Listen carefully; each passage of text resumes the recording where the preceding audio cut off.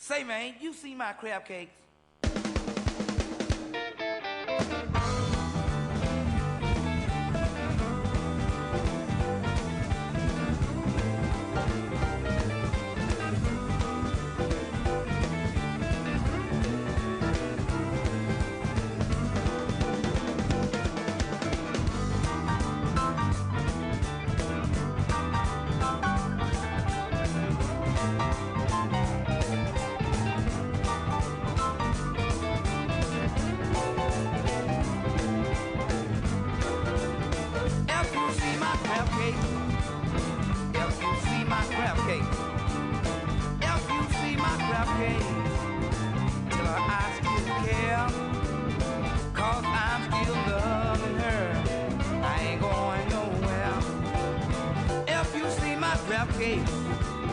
Till I'm all alone.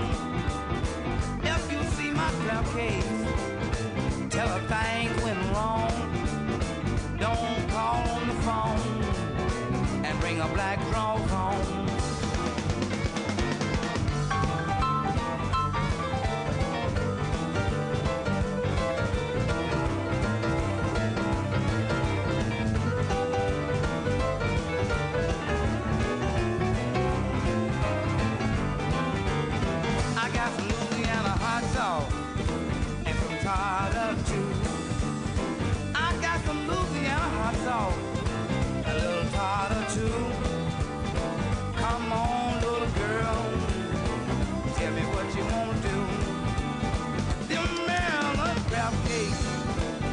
Best in town.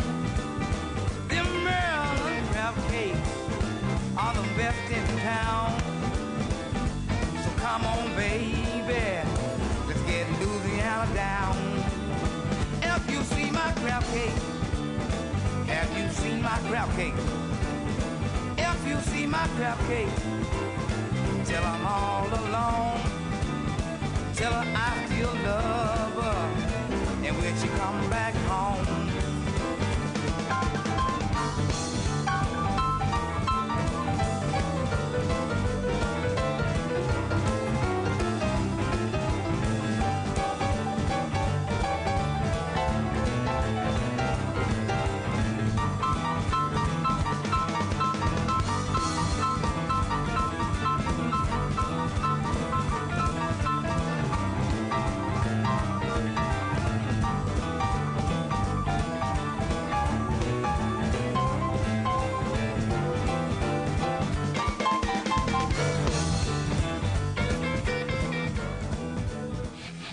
Now time for Talkin' Boxing with Billy C. It began as a podcast, went live on the net, and transformed into a full-blown empire. Across the web, on Fight Now TV, and on radio stations around the world. It's the only daily boxing talk radio show on the planet, hosted by the only guy with the balls to do it. Many have stepped into the ring. Many have tried to take the belt. And one by one, they've fallen. Another victim of the undisputed heavyweight champion of boxing talk radio. Talkin' Boxing with Billy C is on now. My style is impetuous, my defense is impregnable, and I'm just ferocious. I want your heart.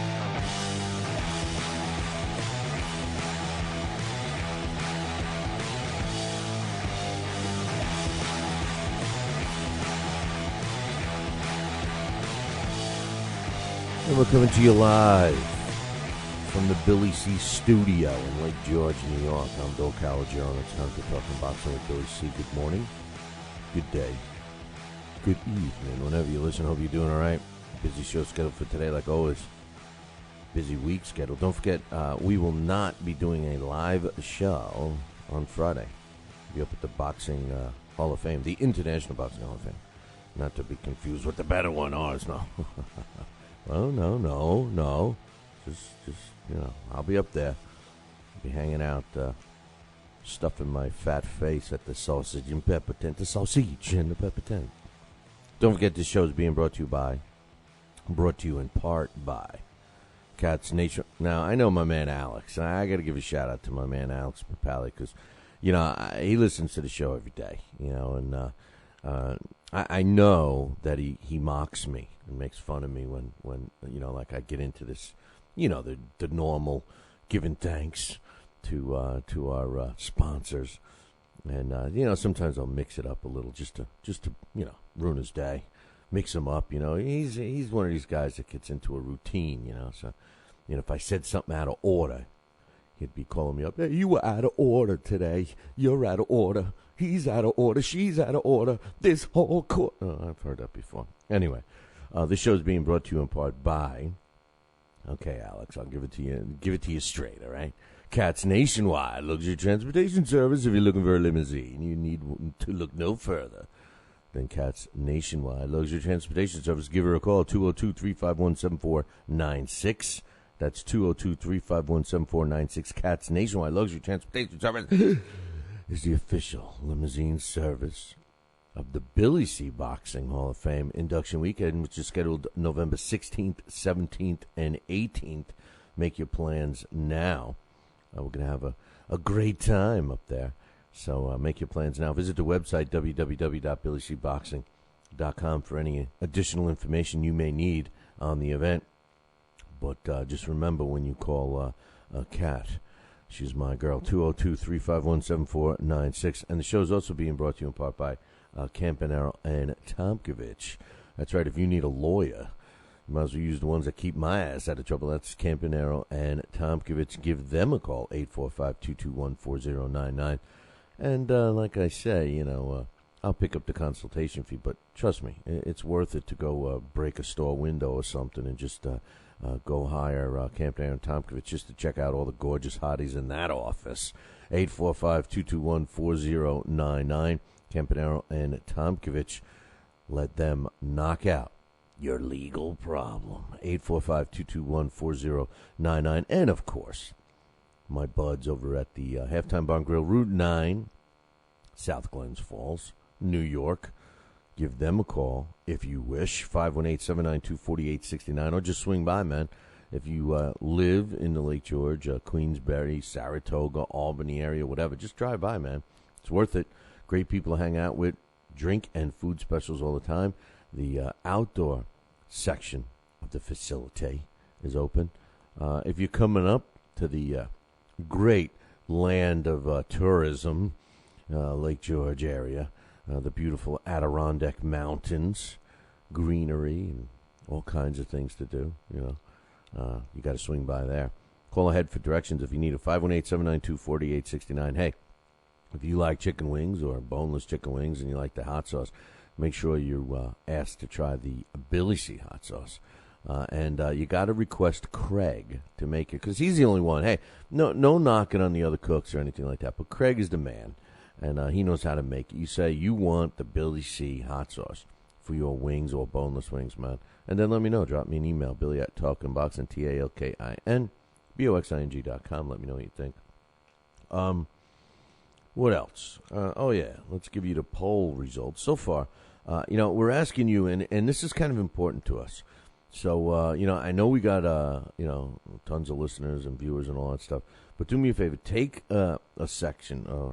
Take a second. Yeah. Take a second out of your busy day. And, you know where that came from, right? Sometimes I pull these things. That was from Frosty the Snowman. Remember?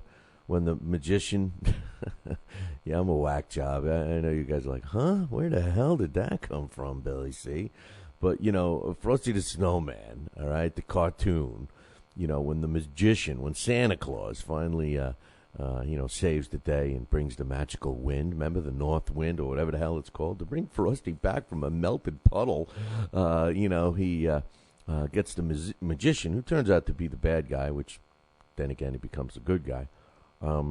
He's got to go back and practice to get his Christmas presents, his cards, his magic tricks, his all that stuff, and he runs out of the greenhouse because, in case you forget, that's where Frosty melted. But and he's going, I'm just so busy. But anyway, hey, do yourself a favor, do me a favor, do us a favor. take a minute out of your busy. There I go again, and cast your vote, man. Where would you like to see the show broadcast on? What do you think would be the best for the boxing fans, and also, of course, the viewers, the listeners, all that stuff, but other people that may not have, been turned on to the show yet or whatever. And by the way, if you know anybody that doesn't know about this show, what the hell are you waiting for, man? Spread the word, man. Spread the word. We want to be like a fungus. We just want to take over. We want to be like those, black flies and mosquitoes and stuff. We just want to be around. Whether we're bugging people or not. But cast your vote. Where would you like to see the show broadcast from right now? The current rankings: Las Vegas, and right here in Lake George in New York, is leading the pack at 30.8% of you have voted for that. Then second in line is New York City and Albuquerque, New Mexico at 15.4%. And bringing up the rear, bringing up the rear is Florida, South Florida, 7.7%. And no one thinks I should go to Chi-Town, Chicago. So cast your vote. Do us a favor. We would very much appreciate that one. We got some emails that we want to read, and I got some other stuff that we're going to be talking about today. Of course, don't forget tomorrow we got the blast from the past, which is going to be Peter Jackson. As long as we don't get another storm and everything, we lose our power at the studio like we did last week. But Alex Papali, he's going to be presenting that. We got Tony Treem scheduled to come on soon. We're going to be doing our heavyweight spotlight upon popular demand. Everybody's like, where's that segment, man? Where is it? But don't worry, it's coming. And we got some great scheduled guests as usual. Just a little FYI. We've been doing the show now. I keep saying 8 years. We're in our 9th year, man. We're in our 9th year. It makes me laugh when I see, people. We're celebrating our 50th show, our 100th show. I'll even laugh at the people who have 500 shows under their belt, which many don't. We're I think we're close to 2,000 maybe, 2,000 shows. So come on, man, come on.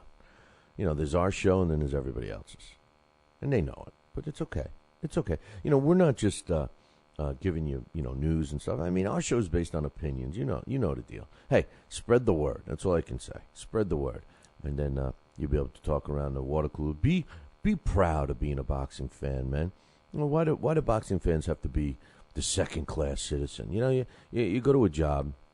For those of you slugs who have to go to a regular job every day, I mean, the bottom line is, you have to sneak around. It's like cigarette smokers, Not that I have anything against you people that want to, smoke those cancer sticks, but the bottom line is this: you know how they're treating you, at least here in New York. You got to go in some corner, outdoors, and suck down that cigarette in like 30 seconds. You used to be able to just smoke. You watch some old movies and old shows and stuff. Even at the workplace, you used to be able to smoke right at your desk. Now these poor smokers have to, walk down in the basement, outside, and all the elements. Well, guess what? The boxing fan is like right there. You can't even talk about it. You're hanging out at the water cooler. You go to the water cooler to get a drink or go into the kitchen. I'm talking about at work, all right? And make a coffee or whatever, man. And you hear the resident office guys who the self-proclaimed sports guys. And they're talking about baseball, and they're talking about football. And over in England, they're talking about football, but not the real kind. They're talking about soccer. But, they're talking about cricket and other crazy things. You know how those silly, Europeans are. But, the bottom line is they're talking about every sport but boxing.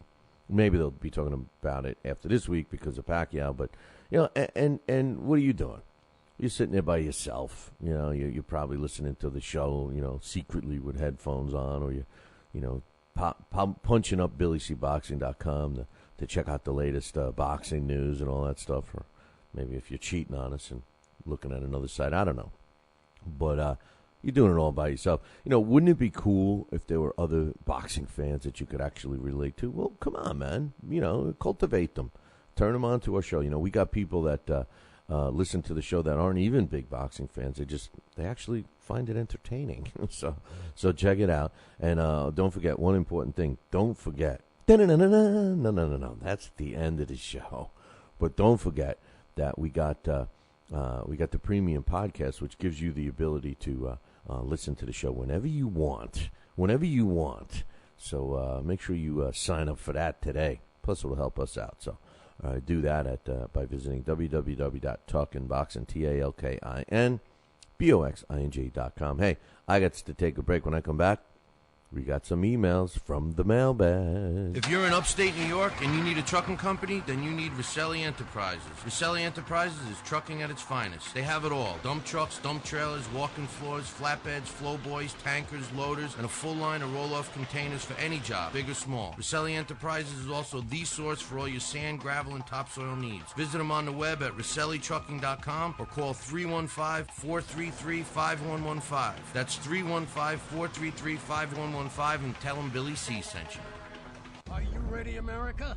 Then let's get it on with Fight Now TV. It's time, fight fans. Your channel has arrived. All the fights, all the names, all the action.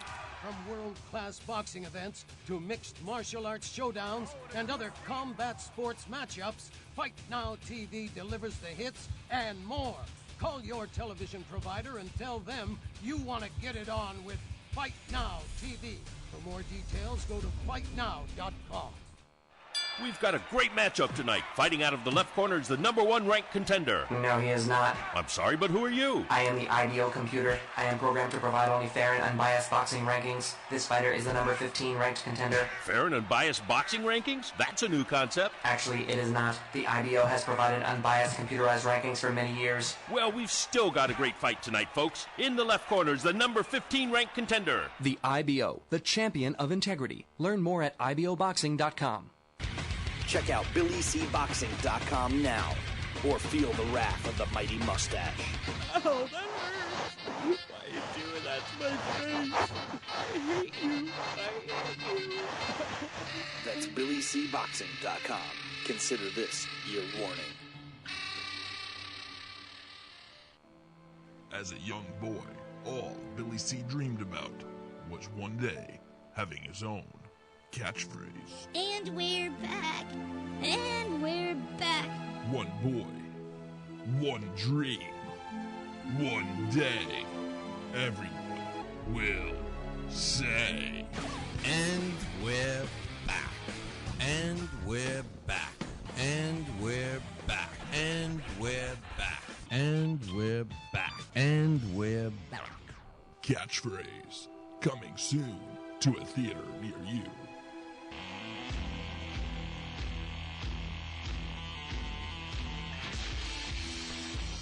And we're back. You are listening to the Talking Boxing with Billy C, a radio show. You're watching us on LDL TV, the replay. That's right. Give a shout out to my girls, Michelle and Dawn. Oh yeah, and John too. Hey, speaking of John, he's informed me that another big night. Over 2,800 viewers watching us through LDL TV. So thank you. It's good stuff, man. And also give a shout out. Might as well give a shout out to the YouTube audience. It's fairly new there. We just started. We busted past the 50,000 views. I guess it was last week. But anyway, before I get into the mailbags, have you guys? Okay, all right, let me rephrase it. Most of you already have. If you're listening to the show, I know you guys are, pretty proficient in the sport. So obviously through Facebook and different websites and stuff like that, you had to have come in contact with, one of those guys that are selling boxing's equipments. Where did they come from, man? Well, I know where they come from. But all of these Pakistani and Mideastern manufacturers of boxing's equipments, it used to just be Everlast, then Ringside busted onto the scene. Yeah, we got Tidal, and Grant and all the major boxing equipment manufacturers, and then all of a sudden, I guess some of these other countries decided to start manufacturing, which is I have no problem with, man. As a matter of fact, I've seen some of the equipments, gloves. Actually, I saw one pair of gloves that were pretty nice. The glove was really soft. It was made out of usually like with a boxing glove. And I'm no boxing's equipment's expert, but usually when you buy a brand new glove, it takes a little while to break in, and fighters, they'll tell you, oh yeah, this is a good glove, it's broken in, and the leather just takes a while to get soft and manageable, and but I saw one of these boxing's equipment's manufacturers that came out with a pretty nice glove. It was soft. I don't know if it was made out of leather or llama or whatever, but the thing is it was soft and it was nice. But I don't know about you guys, but I am just so sick of getting 100 emails a day from the same company. We'd like to introduce ourselves as because I guess the language conversion software they use isn't 100%, and you know what? I mean, more power to them for trying to market, but is anybody really buying this stuff? I mean, there seems to be so many of these companies, unless it's like one company and they're marketing it under other names or whatever. But man, I don't know about you, but talk about spam. We even noticed it. I just noticed it in our chat room that somebody made it in there. I got to make sure we nip that one in the bud.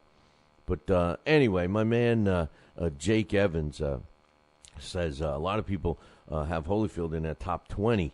Pretty interesting because, and by the way, Jake came out with the idea about submitting your top 20 all-time great heavyweights. And we're getting a great list of heavyweights already. I want to thank everybody for getting involved with that. We got a ton of them yesterday. Keep them coming. We want you to submit them all week because we're going to go over them. We're going to compile all of you guys, all of our viewer and listener all-time great heavyweight top 20 list. We're going to compile them, and I'm going to break them down and give them to you how they fared, who you guys think, what your average 1 through 20 is. Then I'm going to give you mine because Jake Evans got us all going on this one. And so if you get a minute, please submit them, Billy@TalkinBoxing, TalkinBoxing.com. But anyway, speaking of Jake, he says a lot of people have Holyfield in their top 20. Pretty interesting because he's an undersized heavyweight with great heart, and he's above a lot of fighters who are more talented than him, like Bo was. And because speaking of Bo, remind me. I'll have to get something to tell you about Bo because they didn't fulfill their potential to have enough tough opposition. One of the reasons boxing is declining in the U.S. is because top U.S. fighters like Ward and Dawson and Trout are dead boring, where Mexican and British fighters like Froch and Khan are very exciting. And then he, at the end of his email, he writes, yours truly, Jake Evans. Ciao, baby. Come on, what is it with all you guys, man? Here I am. Yeah, okay, I cheated, and I stole that kind of from Kojak. But you know what? None of you are old enough to even remember that, except maybe Tony Treem. But, I mean, the bottom line is this. Use your own damn material, man. I say it all the time after our thumbs up, thumbs down. And we're back. We coined the phrase. I mean, come on, man. You guys are a bunch of Milton Berles.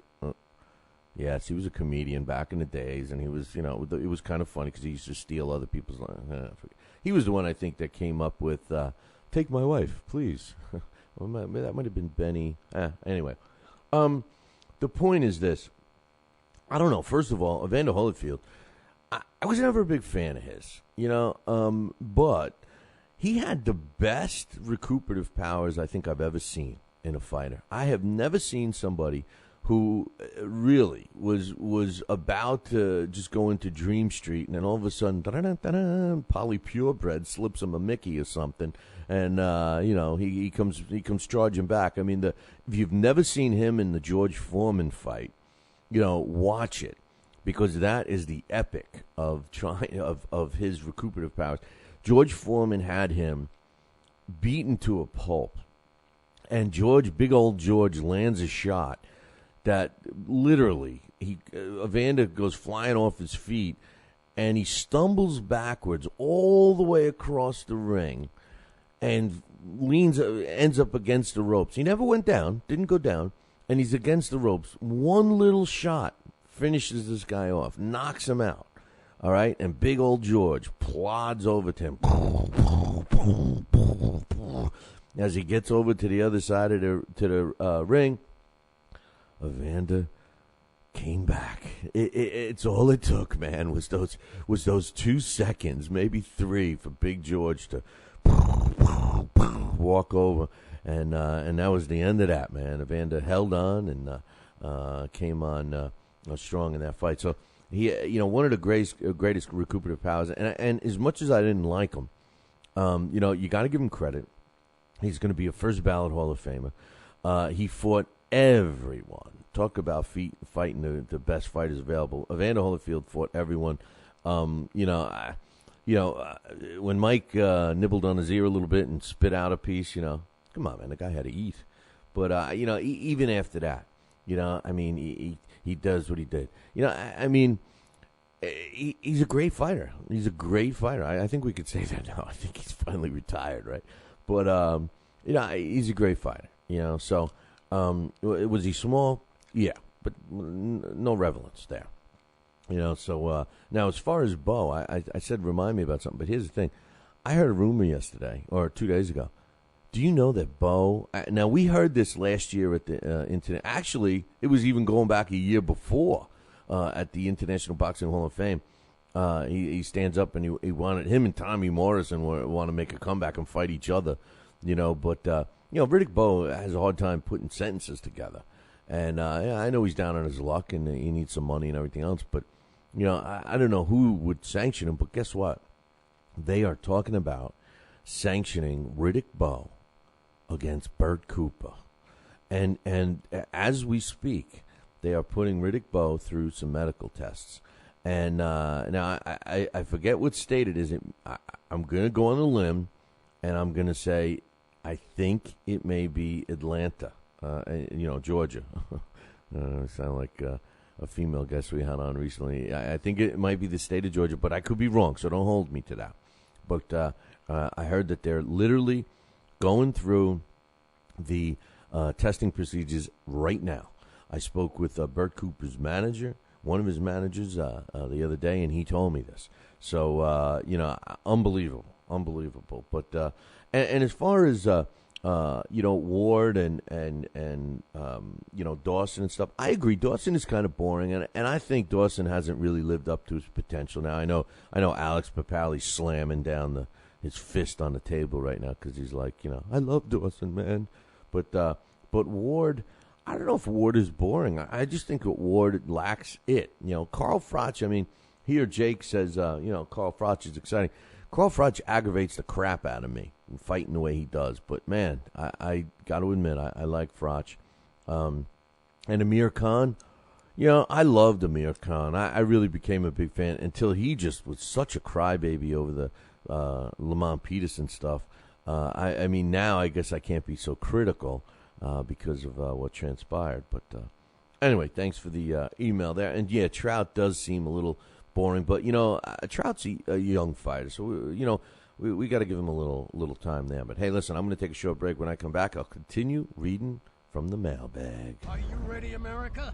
Then let's get it on with Fight Now TV. It's time, fight fans. Your channel has arrived. All the fights, all the names, all the action.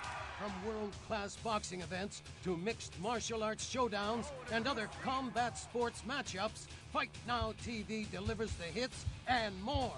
Call your television provider and tell them you want to get it on with Fight Now TV. For more details, go to fightnow.com.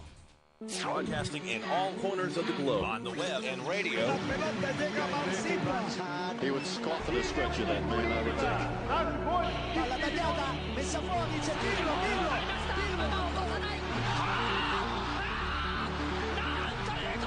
think. You're listening to Talkin' Boxing with Billy C. From upstate New York in the good old U.S. of A. Boxing is here to stay because we are here to stay. The best 2 hours of boxing talk on the airwaves. Hey, fight fans, check out KOFantasyBoxing.com. KO Fantasy Boxing is boxing's only trademarked fantasy game. Check it out, www.KOFantasyBoxing.com. Select your own gym, your own fighters, track them through a season that can last from 3 months to a year, depending upon which league you join. You got to check this out, man. www.KOFantasyBoxing.com. Join it today. Again, www.KOFantasyBoxing.com. And tell them Billy C sent ya.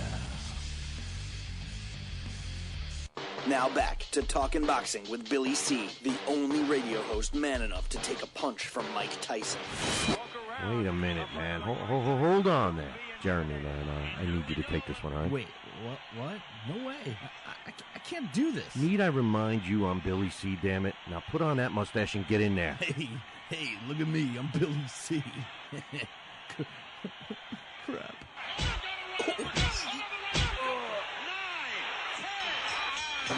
The undisputed heavyweight champion of Boxing Talk Radio. It's Talkin' Boxing with Billy C. Test 1 2. Test 1 2. My fellow Americans, good evening. Welcome back to Talkin' Boxing with Billy C. It's great to be here discussing the sweet science with everybody. I love boxing. I love talking boxing. It's what I do. Bill. Wait, what? Bill. Why are you interrupting me? Wait, what? Wrong. What's the problem? Billy, what? C. I did not have... We're gonna have to ask you. Wrong speech. What do you mean wrong, Billy C? What's going on here? Fine, I'll go. I just wanted to talk some boxing on TPSradio.net. That's all I wanted to do. I don't need your damn show. I'll get my own talking wrestling with the other Billy C. Yeah, that sounds good. I've always been a Hulkamaniac anyway. Broadcasting live, brother. Welcome back to Talking Boxing with Billy C. on the mighty TPSradio.net, brother. What you gonna do, brother?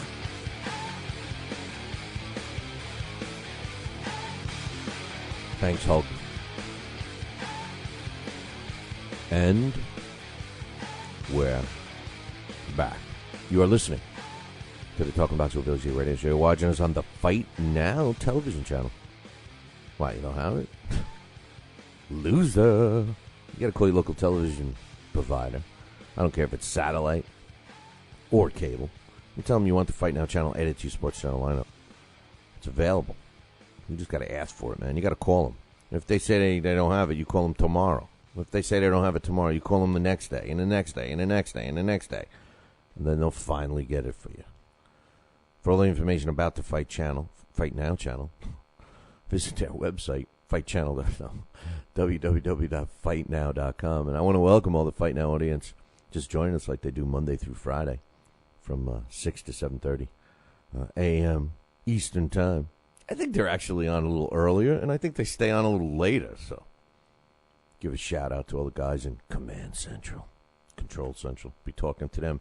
Don't forget, speaking of Fight Now, we're going to be doing the post-fight show exclusively on the Fight Now channel. Post what? Post-fight? Yeah, post-fight Pacquiao, man. It's this week. Yeah, man, that came fast, right? Don't be saying it. That reminds me of something I can't say. You know, Joe Santoliquito will probably still mention a Saturday show we used to do. We used to do an uncensored show on Saturday. And it was like, dropping F-bombs and all that stuff.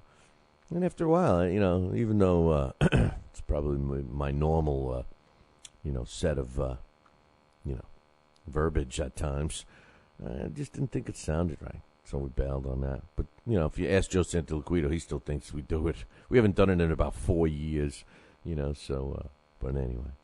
My man J-Rob says, and this is as a response to Floyd Mayweather getting special treatment in jail. He says, I hope he lives up to his nickname, Pretty Boy, in the Slammer. I bet he's sagging in his pants.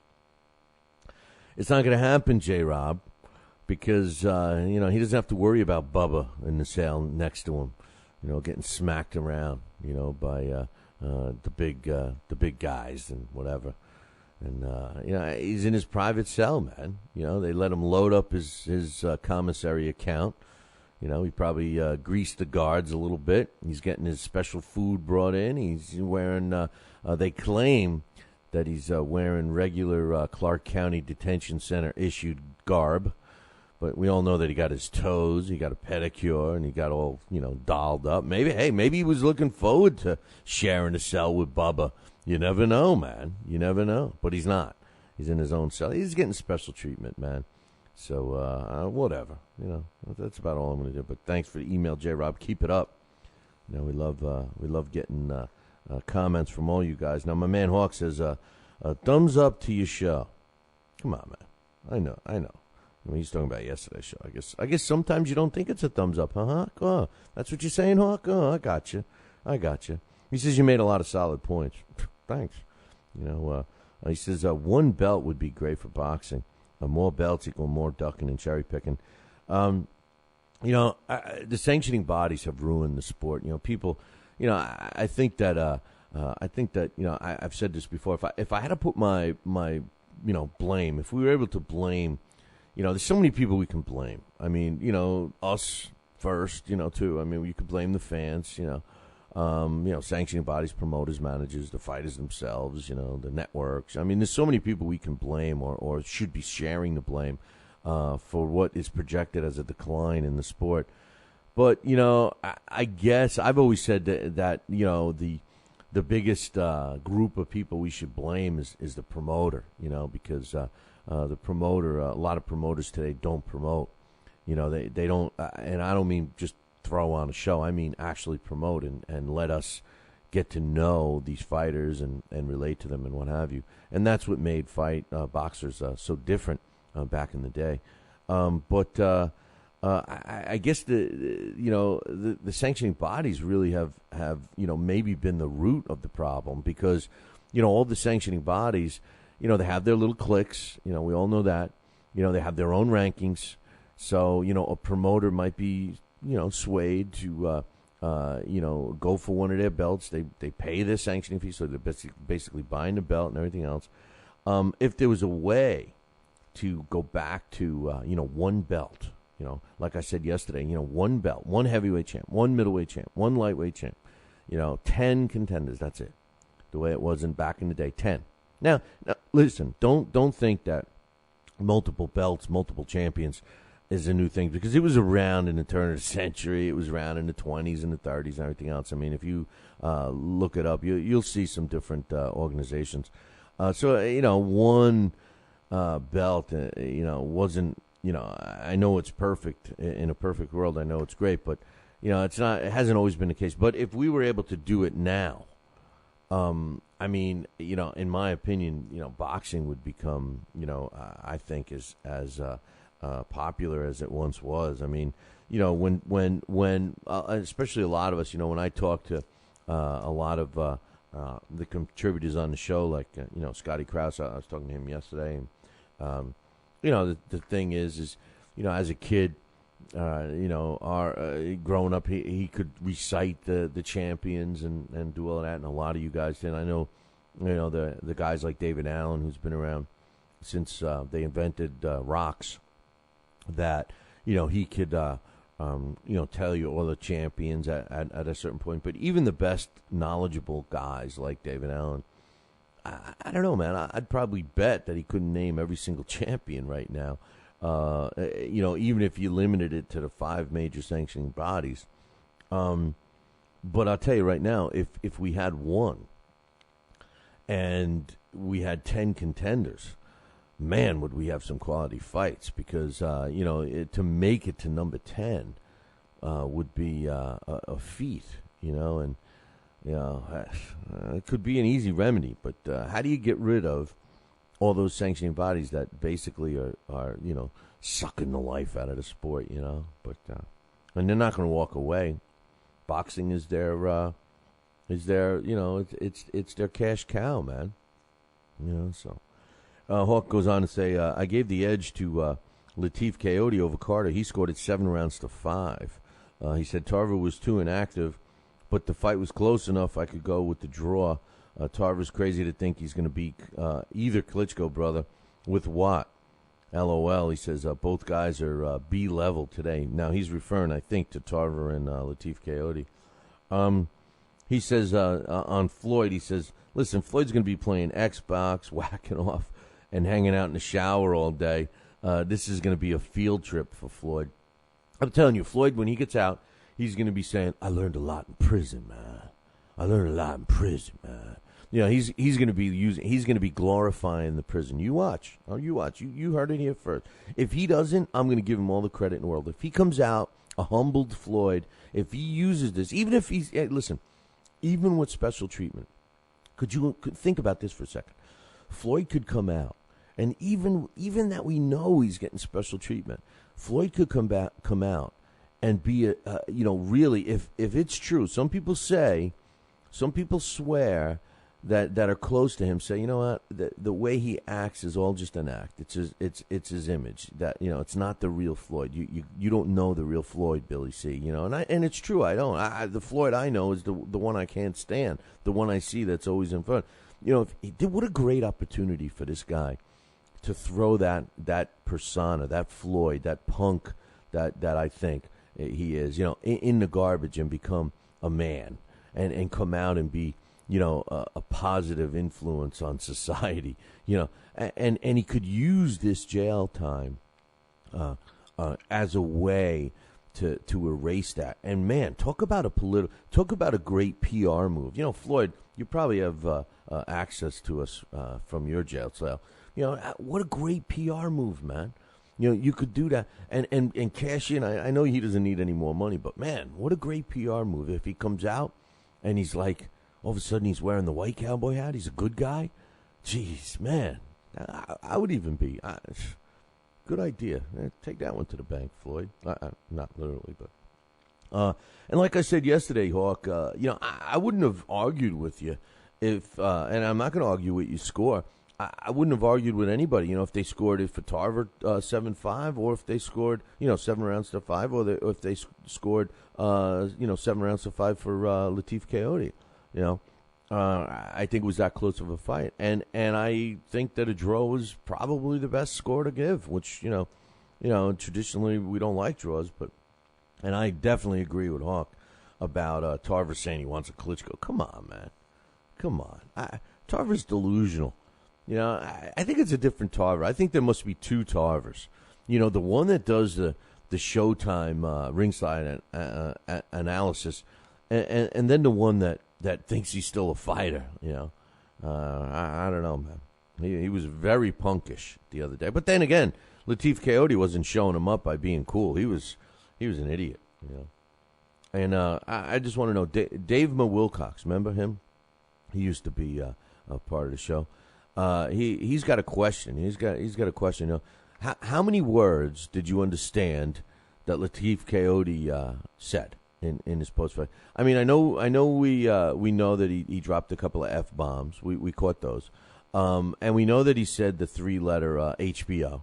You know, but aside from that, did anybody understand any of the words he was saying? I mean, I know he speaks with an accent and stuff, but you know, and he's got that, you know, musician, you know, some of those blues musicians, when they talk, man, they talk like this, you know, and he's kind of got that, you know. So between that and his accent and some of the shots he took from Tarver, yeah, he was pretty. I'm not going to say it, Dave, but you know what I'm talking about. You know, QT, baby, QT.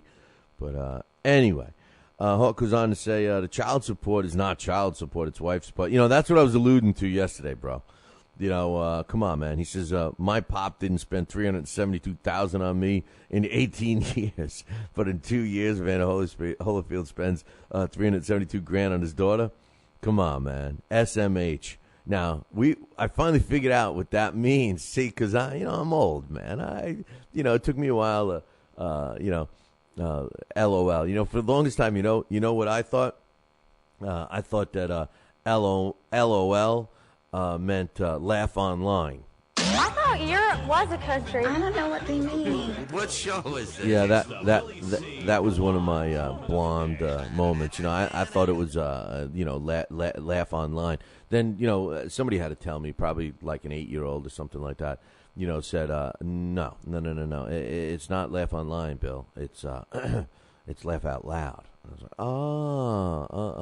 like, so then all these things, what the hell does that mean? What does this mean? Well, I finally figured out what SMH means, is shake my head.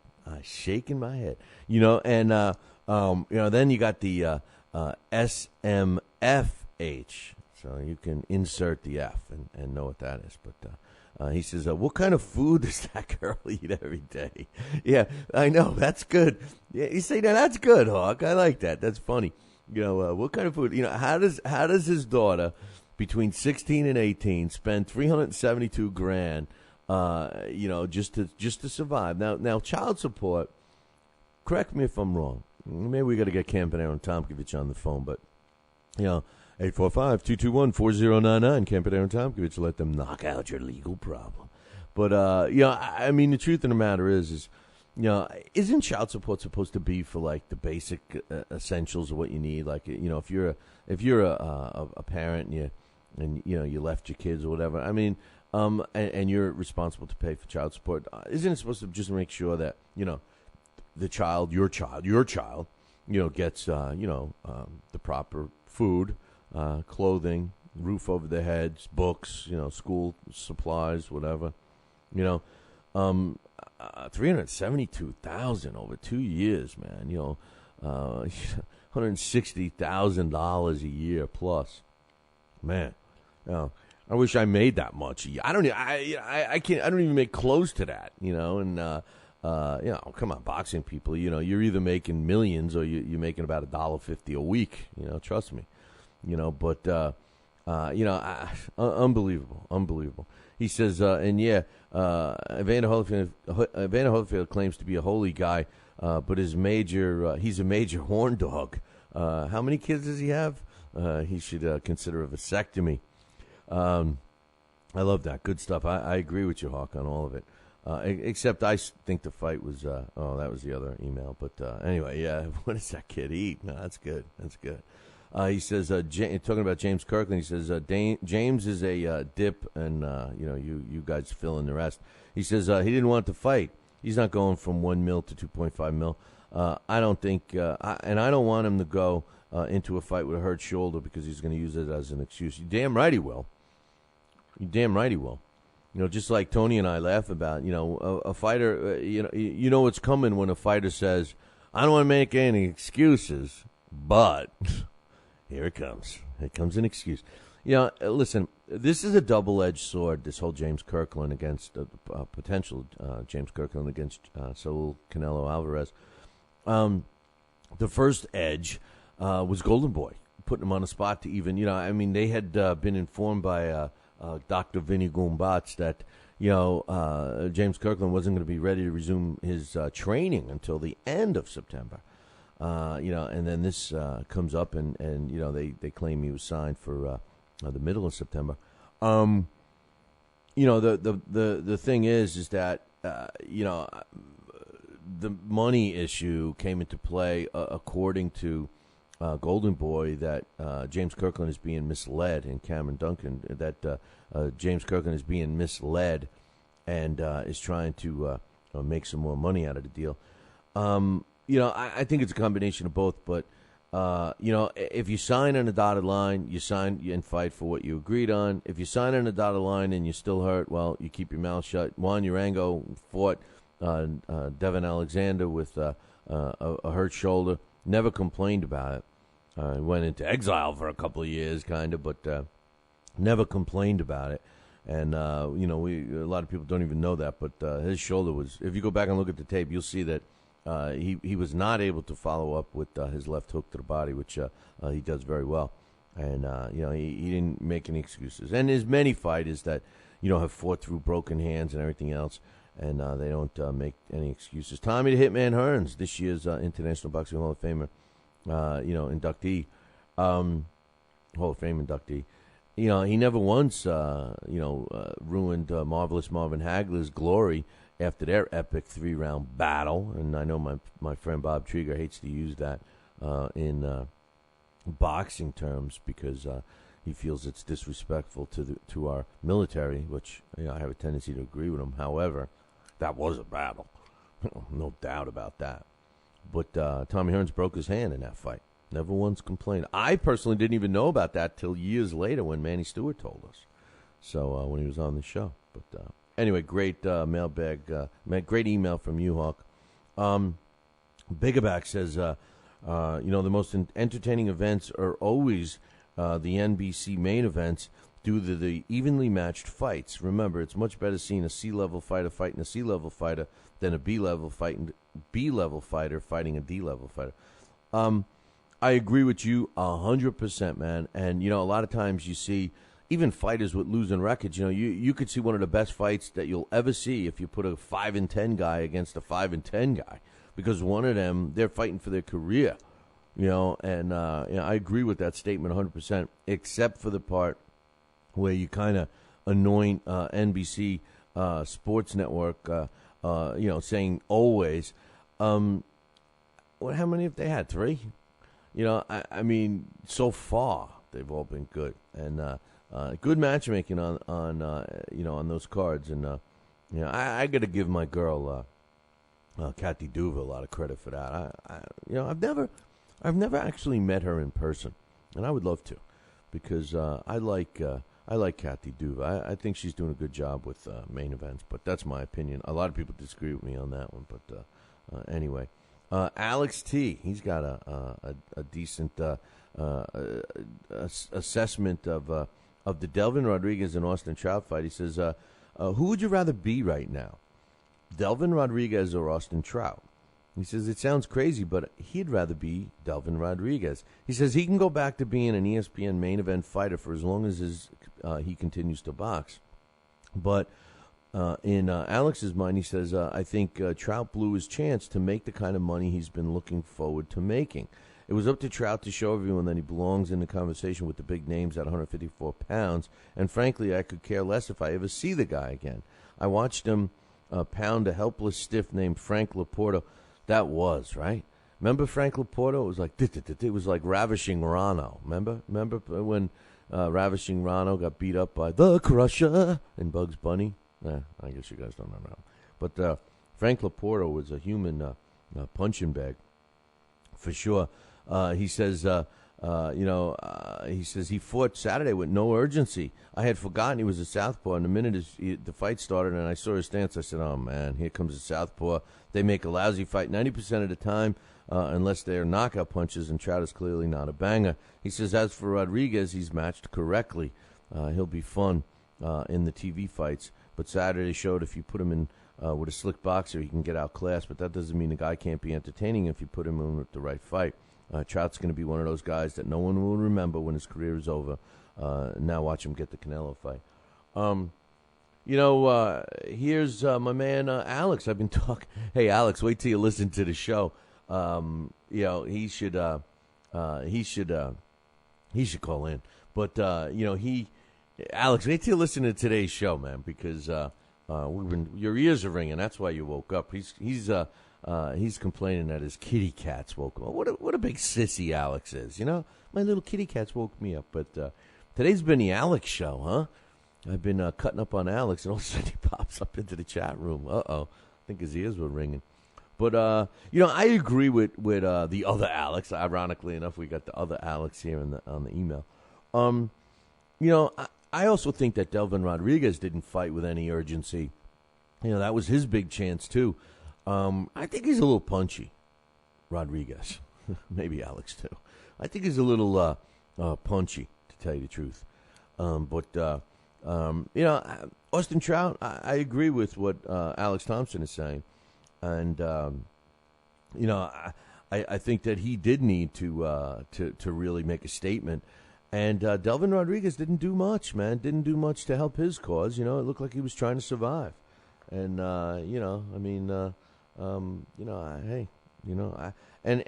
agree with him. He is going to get the Canelo fight. You watch. But great analogy. What do you think about that one? Drop me an email, Billy@TalkinBoxing, TalkinBoxing.com. Sammy, my man Sammy from Newcastle. He says, how you doing? Hope you're doing great. Yeah, I'm doing okay.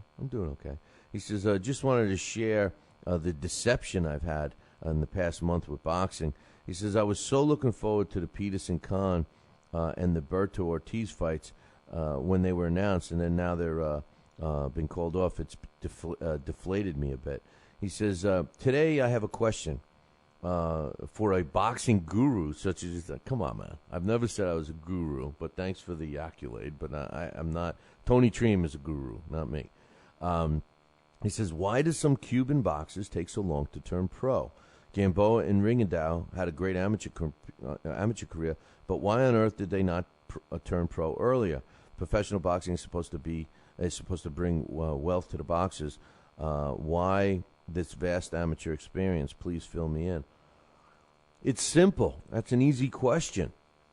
Because they're trapped in Cuba, man. And they don't have, because they have, they're not allowed to fight outside the amateurs. That's their only opportunity. That's why they get on those coconut rafts and swim over to Miami. The reason why they have 200 and 300 amateur fights is because they're not allowed to be pros. And in Cuba, see now, I got Alex here. And, Alex is, Alex, I'm going to be taking a break here in a second. Call in because I want you to give us a little background on Cuba. He's our expert on governments and stuff like that. So maybe Alex can give us a shout. But in Cuba, they're told that they're going to be a boxer, right? And they're an amateur boxer, and they got to excel. But they're not allowed to turn pro. That's why they defect. That's why they come over here and turn pro later on. So, in case you're wondering why so many Cuban boxers have a couple of hundred amateur fights under their belt, that's the reason. But I love that question, and I'm glad you asked it because I'm sure there's many other people that didn't realize that they weren't allowed to fight. And the thing is the reason why. I think, and Alex is going to straighten us out here, hopefully, if he's listening to me and calls in when I go to break. But, I think what they're afraid of is that, when they go travel someplace to fight, that they're never going to come back, they're never going to go back to Cuba. So instead, they got to build a coconut raft and leave the country. And, speaking of coconut rafts, I've seen the most unique boat that I've seen some Cuban refugees build was the bus. Did you ever see that bus? They took like an old school bus and made it into a boat, and they loaded it with people, and unfortunately it didn't make it, but I saw some footage of that. It was a school bus, man. They made it into a boat. It's just simply ingenious of how they did that. That could be a joke, right? No. And finally, James Keister. He wanted me to listen, man. I must have pronounced his name wrong. James, I know you're fairly new listening to the show. Don't you know that I murder everyone's name? Well, you're no different, bro.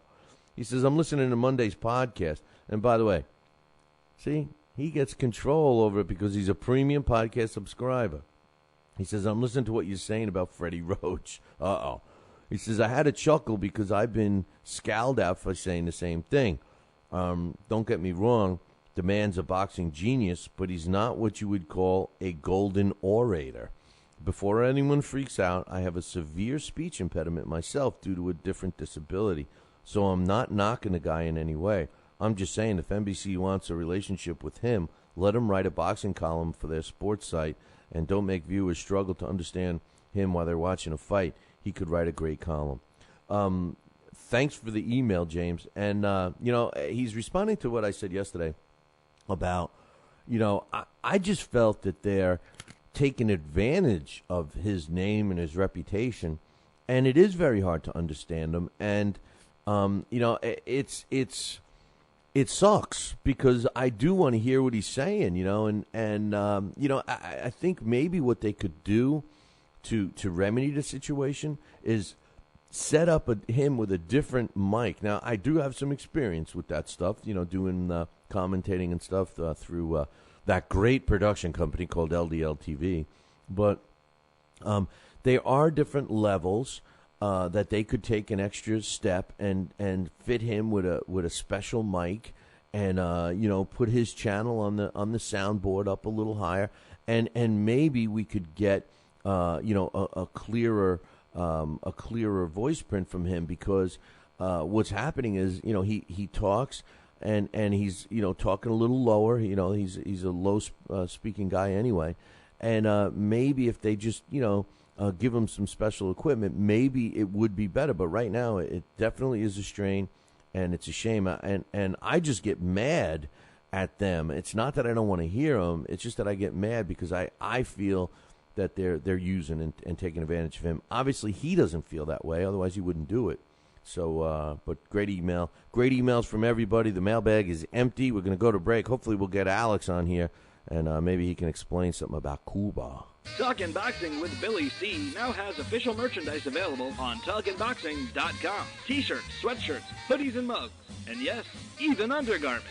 Talkin' Boxing apparel is the perfect gift for the boxing fan in your life. Log on to www.talkinboxing.com. That's TalkinBoxing.com and place your order today.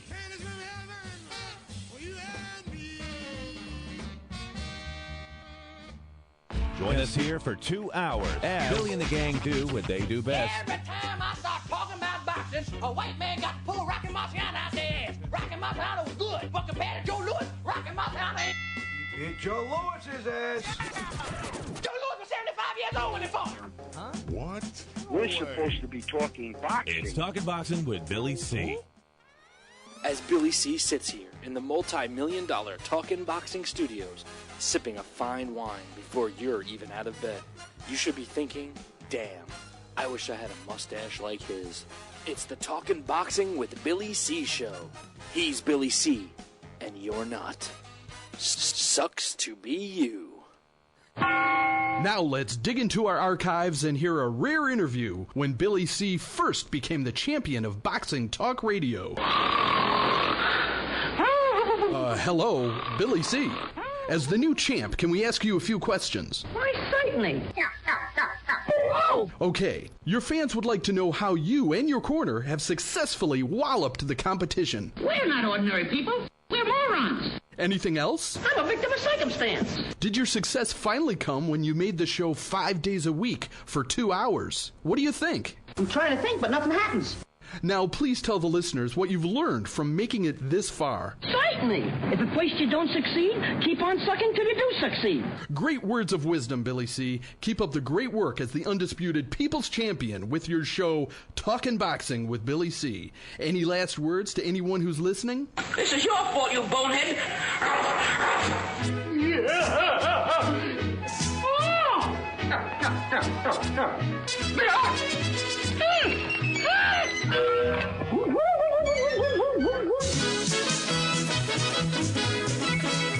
And we're back. You are listening to Talking Boxing with Billy C. Radio Show. You're watching us on the Fight Now television channel.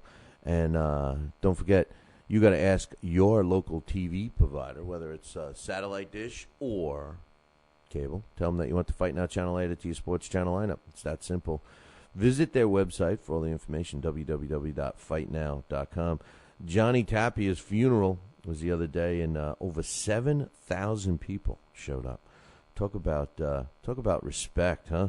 It's a shame we lost him at this point. I know he had a turbulent life, and but it just goes to show you, somebody made a statement about Johnny Tapia that everyone he met became a great friend, and 7,000 people showing up at his memorial service is a great indicator there. Joining us right now is the guy I've been cutting up all morning. Man, were your ears ringing or what? Alex Papali's on the line. What's up, man? Good morning, Billy C. How you doing? Yeah, I started off the show, and I mean, right off the bat, I don't know why, but I was like, and I bet you Alex Papali is this, and then, Alex Papali didn't say that. All of a sudden, I glance over, and I see that you're in the chat room. It's like, ruh-roh, like, ruh-roh, like as he was listening, but, now before I said something stupid, before I said the wrong thing, I want to, I had a great email from Sammy from Newcastle. He's out of England, and he says, he was asking about the Cuban fighters, and of course I made light of it, but they are still technically a communist country, right? Yes.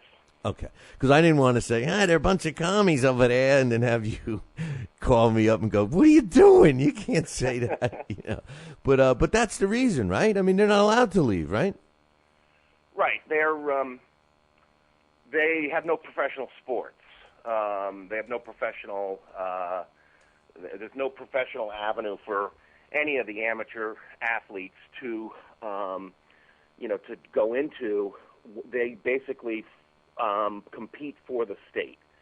So they might get earn some sort of stipend or like room and board or something, but, the famous story of Joel Casamayor was that, after winning the gold medal, he was given a pig. Or no, he was given a certain amount of money, or maybe it was a bicycle, I think, and he traded the bicycle for a pig so that he could feed his family. So, yeah, the thing about wherever communism has been put into practice, it's certainly not the communism that you read about in the textbooks. What happens, just like most systems of government, is it becomes extremely corrupt, and the money stays in the hands of the powerful, whatever party is in control, whatever party became. In the case of Cuba, it was Castro. See, I don't really know that history all that well. I just went and grabbed a book, and I thought it would be a good source, but it is not. And but remember, Castro for a while was, there was the Batista regime and Castro. We chose sides. Of course, we didn't want communism spreading into this hemisphere, and it did take a foothold in Cuba, and then there was the Cuban Missile Crisis and everything, the Bay of Pigs, all that. But yeah, the long and the short of it is that still today, even though Fidel is not as healthy as he used to be, his brother Raul is running Cuba, and yeah, it's not only is it communist, but I think the bigger issue, communism in this global world we're in today, communism doesn't strike fear into people's hearts like it used to. But I think the bigger thing is that they're on the outs with us. There's no trade. We don't trade with them. Which sucks. And that's been one of the things that if that was to change, and there has been in the past some senators in our government who are for it, because remember, it used to be, that's part of what the Kennedy assassination was about. There's a lot of people talk about that, is that, because Cuba used to be this beautiful resort-type place that people would go to in this hemisphere. But then, the 40s and 50s are when the changes in their government happened, and once the communists took over, that ended. Yeah, and so did us getting those great cigars, because that was the end of that. You got to go to Canada. Right. All that would change. Think about the impact on baseball and boxing. Exactly. If we were to open trade with them. Well, that's why they all have to sneak over here, and I thought that was a pretty cool question. And it's funny. I don't want to get into political, but I remember in school, in one of the classes, it was a government class, and you had to evaluate all different forms of government. And I forget who said it, but someone said, and not for anyone to take this wrong, but if you look at all the different forms of government, that communism in its purest form, not in a corrupt form like you allude to, but in its purest form, is actually the fairest government, because it makes everyone equal. Like there's no one is making more money than the neighbor, so to speak. And it was an interesting argument that I forget who said it, but anyway, I saw a great Twilight Zone where Peter Falk was playing a Castro type character where he takes over a country,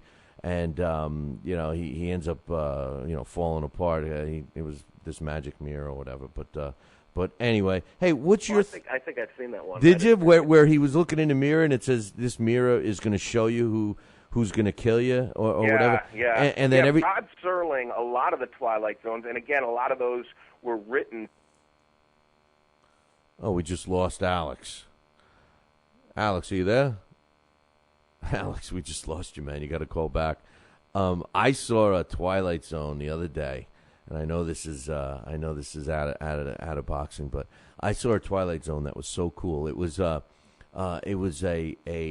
this guy crashes, right? It opens up. This guy crashes on he's a spaceship, and he's talking back to the commander, and the commander is saying, I broke my arm, I'm injured, I need help, and the commander's saying, listen, you're in trouble, you're going to have to be on your own. He says, we're under war here, we're in war, and geez, Alex, I'm having some issues with the phone here. But anyway, he says you're in war. I can't. We just lost Alex, and I apologize. So I'm not going to be able to get him back. But anyway, he's in this spaceship, and he crashes, and he says he calls back to his commander or whatever, and. He says, I hurt my arm, I need some help, and blah, blah, blah. And the commander says, listen, we just had a world war, and the world is coming to an end. You're on your own. Good luck. And he's like, oh, man, right? And he goes out, and he's experimenting, and all of a sudden he sees this woman who also was a space traveler who crashed. And, you see them having two different languages and blah, blah, blah. So finally they start communicating a little bit, and his name was Cook. And he's going, my name is Cook. My name is Cook. My name is Adam Cook. And she says, he's trying to get her name. And she's going, Melina. My name is Eve Melina. And there's the story, Adam and Eve. So anyway, we lost Alex. I'm sorry about that. No, it's not letting you go through because my phone system just died. So the computer that runs our phone system is check hard drive. So I'm sorry about that, Alex. Alex was just in the middle of telling us some great stuff. But anyway, on a serious note, I have kind of some sad news. And Gerald McClellan was a great boxer. I mean, there's no question about it. He was a former world champion and everything else. And a lot of people remember the great fight that he had with Nigel Benn. It took place in 1995, and it ended with McClellan, being knocked out and everything else. And as a result of this, knockout loss, he had collapsed. He ended up sustaining a blood clot in his brain that resulted in him going into a coma. And when he came out of the coma, he sustained brain damage. He became blind. He could not understand people. His memory was shot. He was, can't walk. The whole 9 yards.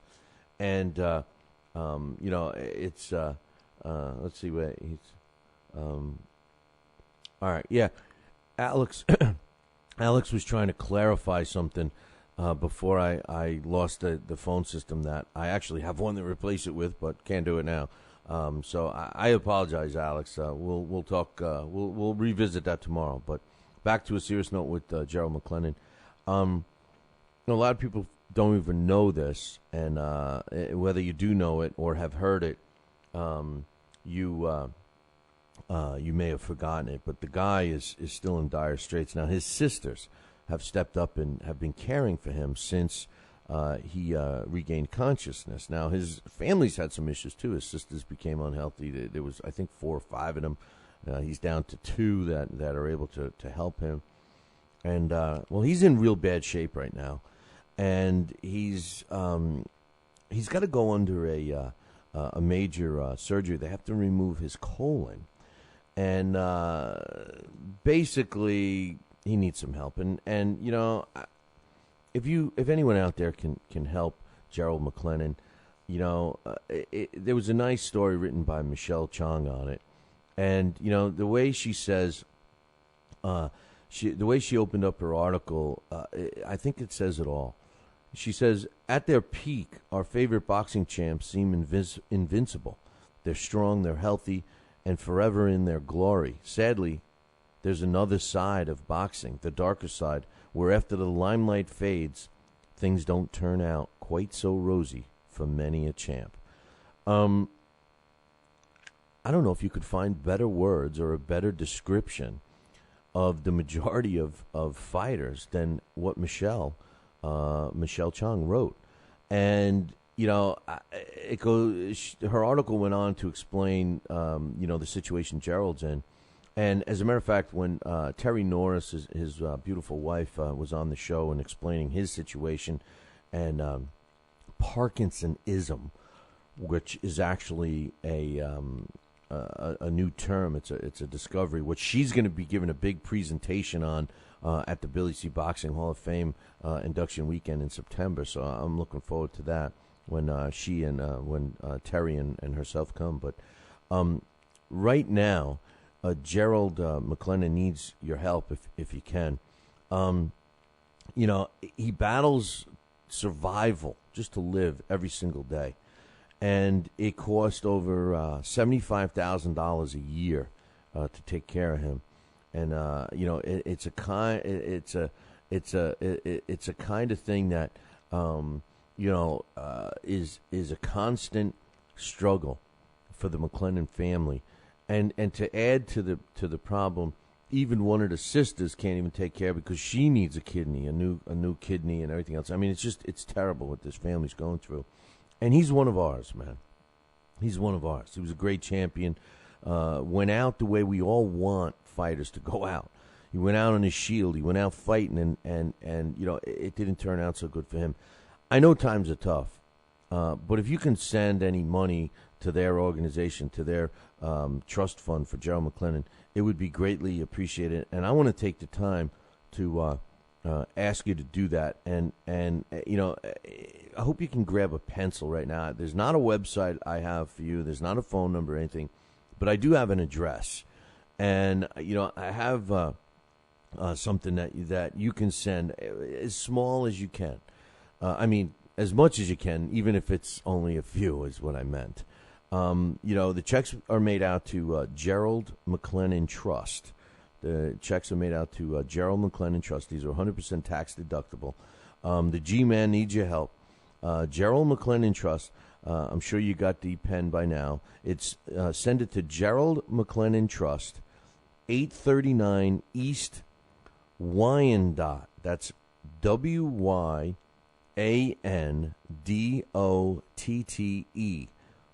Street, and that's in Freeport, Illinois, 61032. Send your tax deductible contribution. Tax deductible contribution to Gerald McClellan Trust, 839 East Wyandotte, Wyandotte Street. That's in Freeport, Illinois, 61032. Tell them Billy C sent you, and we'll all be thinking about Gerald McClellan, and you know, it's a great thing you could do for him. So, anyway, you know, I hate sad stuff like that, man. It's hard to pick up where I was, you know, and all of a sudden I pull that out of the thing. But hey, you want to be famous? You know, sign up for the Gleason's Fantasy Boxing Camp. It takes place August 23rd through the 26th. Follow your dream about becoming a boxer. The fantasy camp will take you through the whole process from soup to nuts. They'll show you how to train. They'll show you how to eat. They show you how to do what you need to do, and you cap it all off by performing against a fellow fantasy boxing camp member in their big show that they have at the end. Check out all the information on Gleason's Gym's website. You can get to it easy. The easiest way is go to our website, www.BillyCBoxing.com, and click the Gleason's Gym banner, and you know, get all the information about it. If you sign up for this boxing fantasy camp, email me, Billy@TalkinBoxing, TalkinBoxing.com, and we'll put your name in a hat. We want to get a winner. And you know, a week before we're going to announce the winner. Hopefully, if we get more than a couple people to do this, We'll announce the winner, and we'll follow you. We'll do a story on you. We'll get some video. We'll get some audio clips, and we'll do the whole thing. From your whole experience with the Boxing Fantasy Camp, we'll be there. So make sure you sign up today, and then drop me an email. If you don't want to go on the website, you can call them directly, 718-797-2872. That's 718-797-2872. That's Gleason, so good luck to that one. But anyway, they're talking about a big fight August 25th against Robert Stiglitz. He's currently the WBO super middleweight champ, against former IBF world champion Arthur Abraham. Looks like it's going to be taking place on August 25th at the O2 World Arena in Berlin, Germany. It's going to be announced, I think, officially today. So you're hearing it here first. Speaking of Germany, I'm appalled at what's going on with this damn Derek Chisora and David Haye fight. The Luxembourg Boxing Federation, which has been the guys who I've been giving all the pats on the back for staying strong, and Frank Warren going to them, and they're sanctioning the fight and everything else. Well, if you've been following this saga, I've been kind of keeping you up to date on everything. All the threats from everybody is finally catching up with the Luxembourg Boxing Federation, because it was announced early this morning in the Luxembourg press that they are now considering pulling the plug on sanctioning the Derek Chisora versus David Haye fight, which I think would suck. Now, all that means, for the 28,000 people that have already bought tickets, all that really means is that there's no one sanctioning the event. And that doesn't mean the fight would not still happen. But what that does mean is that they wouldn't look at it as real boxing. Who gives a crap? Who gives a crap? The sanctioning bodies are garbage anyway, most of them. Commissions in the state. We have, in our states here in the United States, we have boxing commissions that overcommission. No one overcommissions more than New York State. New York State's got a boxing commission that, they overstep their bounds, okay? New York State Boxing Commission is filled with a bunch of people. Now the commissioner, Melvina Lathan, I think is one of the best commissioners, but she's surrounded by some backstabbing SOBs, all right? And most of these guys that are in there, all they care about is their money. And do you know that they're making 6 figures a year to play like they're Napoleon? And I'm speaking on New York Boxing Commission, and there's other ones. They're not the only ones. Now there's the other side of the coin where we have commissions that under commission. They don't even check. I just wish there was a happy medium someplace. My problem is with boxing commissions, the people that make the decisions to make or break somebody like a promoter or a fighter that's not allowed to fight for some stupid reason. They're making a decision for these people's lives and livelihood and everything else, and it makes me sick. It makes me sick. And, for some of the reasons, like they don't think it's good. Show me a guy in the boxing commission, at least for New York State. Show me a guy in that commission, not a girl, because Melvina knows the sport. Show me a guy that knows the sport. I don't care how long he's been either dealing with whatever and whatever and whatever, and I don't care what his position is now. But you tell me, and you know who you are, because you don't have to get haircuts. You know who you are. Show me what you know about the sport, because I don't think you know crap about the sport. And that's what I think about some specific members of the commission, New York State Athletic Commission. And you know what? You don't believe me? Ask Johnny Boz. Look what they did to him. Ask the fighters that they decide shouldn't fight there. Ask what's going on with Oliver McCall, what happened with him and the Mohegan Sun Commission, because he's over commission. Ask what's going on with Greg Serb and his crap that he shoves down our throat. All these guys, they're like building inspectors. They make $50 a week, and yet they get to make the decision whether your house passes or fails inspection. Same thing with these guys, except they're making big money. And people want to say, oh, we need a government-run commission. Why? When you got the government, you got the states appointing these jabronis in there? Come on, man. Come on. What criteria do these people, aside, now I know Melvina Latham, who is the boxing commissioner of New York State, I know she has a background in the sport. So that's a different situation. I'm not referring to her. But, you know, some of the other people that are in that organization, that are involved in that commission, you show me what they had to do, aside from being appointed by somebody to get the position. I know when I dealt with the New York State Athletic Commission 10 years ago, 8 years ago, they had a guy in there that was the biggest idiot I've ever met in my life. And he was not do you know he was a pharmacist? He was a pharmacist. And no, he wasn't dealing with the medicals. He was the acting commissioner, and he was a pharmacist. This man didn't know a left hook from a fish hook, and yet he was making the decision on professional boxing events for New York State. And there's people out there that believe that we should have a government running our boxing business. Come on, man. Come on. You're going to be filled with a bunch of guys that don't know a left hook from a fish hook.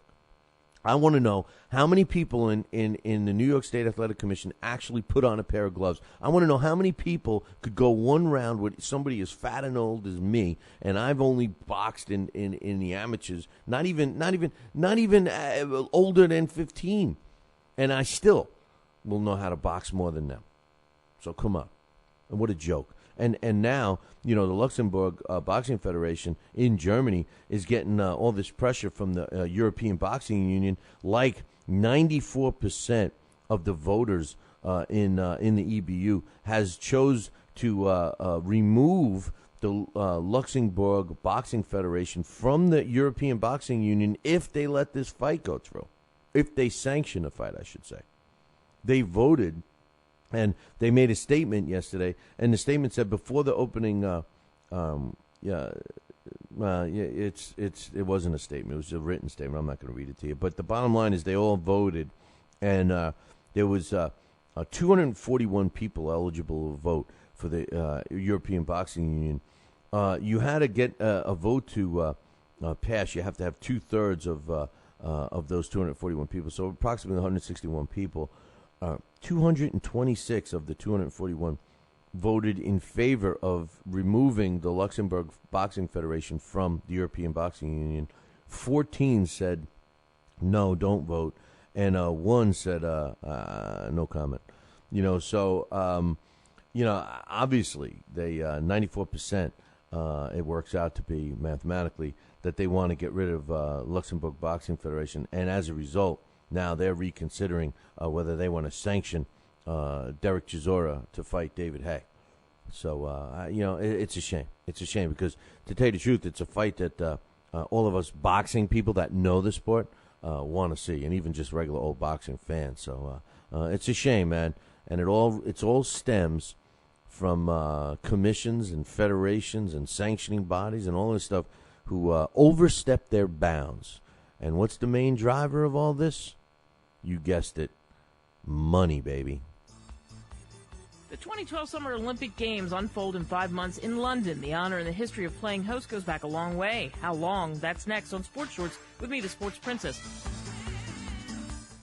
This Your Family Today tip is brought to you by Stouffer's, helping bring your family together with wholesome dinner options, even on the busiest of nights. Find dinner table ideas to bring your family together at letsfixdinner.com. To get kids involved in dinnertime conversation, ask specific questions, not broad ones. Instead of what happened today at school, try what was the best thing that happened today. The more specific you are, the more they'll have to say. For more tips like these, visit us at parenthood.com/yourfamilytoday. Legend has it that the Olympics go back to Hercules, but let's leave Greek mythology out of it. The modern games opened in 1896. Since Athens couldn't afford to put them on, a businessman ponied up the coin. Pole vaulting, weightlifting, shot put, and swimming, few of the handful of events. Since those days, some of the original sports remain. Others come and go, depending on the whims of the International Olympic Committee. Australia, France, Germany, and China have hosted summer games, and this will be the third time for London. As for the winter games, the U.S. has hosted them 4 times since they started in 1924 in France, featuring sports like alpine cross-country skiing, figure skating, and such. Between the summer and the winter games, there are hundreds of sports and thousands of athletes. You never know what city is going to get a crack at hosting next. I'm the Sports Princess with Sports Shorts. Talking Boxing with Billy C. Every week, 2 hours of the best boxing talk on the radio. Mike Tyson looked like he put on some pounds. He was fat. He went into McDonald's and he just said to them, hey, give me 6 of everything on the menu. He put on 2 watches and covered 2 time zones. I'm talking fat here. Got on a scale the other day and it said, come on, one of you guys got to get off. Last thing I heard is that he jumped into the ocean and he left a ring around the continent. He's fat. Boxing with Billy C. Now back to Talking Boxing with Billy C. He may not have an Excellence in Broadcasting award, but the night's still young. And he's got martinis. So you never know what may be by morning. It's Talking Boxing with Billy C. Talking Boxing with Billy C. The one, the only, Don King. Makes me feel good, Billy, to have you, the number 1 show in the country, Talking Boxing with Billy. So I invite each and every American that's listening to this great show to tune in, because we want you to be there with Billy and me. St. Jimmy's coming down across the alleyway, up on the boulevard like a zip gun on parade. Lights up a silhouette, he's disappointed net, coming at you on the count of 1.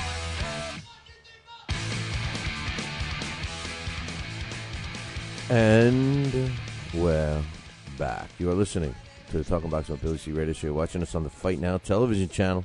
Glad you could join us. And don't forget, man, we got a great show.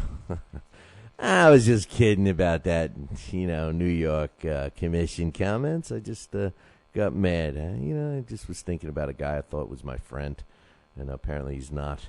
So, it's kind of funny. Because I've been speaking so highly of this guy. Everybody tells me what a clown he is, and I'm like, oh no, you got him all wrong. You got him all wrong, and here I am. I'm the guy that's got it all wrong.